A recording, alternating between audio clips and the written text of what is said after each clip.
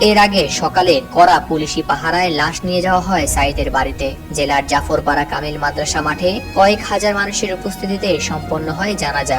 এ সময় উপস্থিত ছিলেন বিপুল পরিমাণ পুলিশ সদস্য। জানাজায় বিশ্ববিদ্যালয়ের পক্ষ থেকে অংশ নেন কলা অনুষদের ডিন ডক্টর শফিক আশরাফ সহ অন্যান্য শিক্ষকরা। নামাজের জামাতে ইমামতি করেন আবু সাইদের ভাতিজা আবু সিয়াম মিয়া। এদিকে সাইদের মৃত্যুতে এলাকায় চলছে শোকের মাতম। বাবা মা ভাই বোন এবং স্থানীয়দের আহাজারিতে ভারী হয়ে উঠেছে পুরো এলাকা।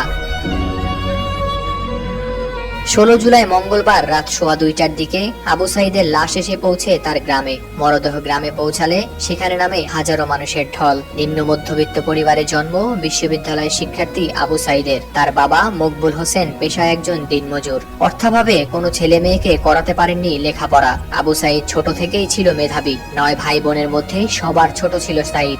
আবু সাইদকে হারিয়ে মাথায় যেন আকাশ ভেঙে পড়েছে পুরো পরিবারের।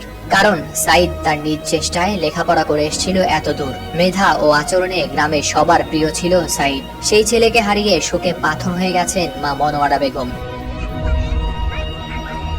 শেষবারের মতো সন্তানের মুখ দেখার জন্য মা মনোয়ারা বেগমকে ডাকা হলে কান্নায় ভেঙে পড়েন। বলেন, যা বাবা, ভালো থাকিস, চিন্তা করিস না, মুইও তাড়াতাড়ি তোর কাছত আসিম বলে ছেলেকে চিরবিদায় জানান মা। এর আগে এলাকাবাসীরা জানান আবু সাইদ স্থানীয় জুনুদের পাড়া সরকারি প্রাথমিক বিদ্যালয় থেকে 5ম শ্রেণীতে পান ট্যালেন্ট পুলে বৃত্তি। এলাকার খালাসপীর দ্বিমুখী উচ্চ বিদ্যালয় থেকে গোল্ডেন জিপিএ 5 পেয়ে করেন এসএসসি পাস। পরে রংপুর সরকারি কলেজ থেকে এইচএসসিতে জিপিএ 5 পেয়ে উত্তীর্ণ হন এবং বেগম রোকেয়া বিশ্ববিদ্যালয়ে ইংরেজি বিভাগে ভর্তি হন আবু সাইদ।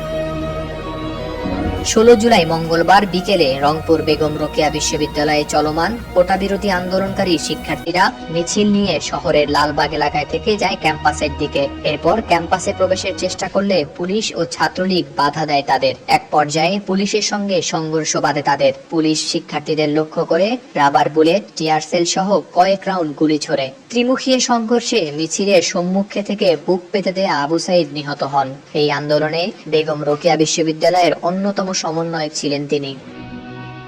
নিহত সাইদ ছিলেন রোকেয়া বিশ্ববিদ্যালয়ের 12তম ব্যাচের ইংরেজি বিভাগের শেষ বর্ষের ছাত্র।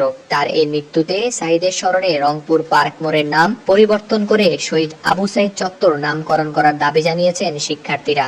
এরই মধ্যে গুগল ম্যাপেও পার্কের মোড়ের জায়গায় দেখা যাচ্ছে শহীদ আবু সাইদ চত্বর নাম।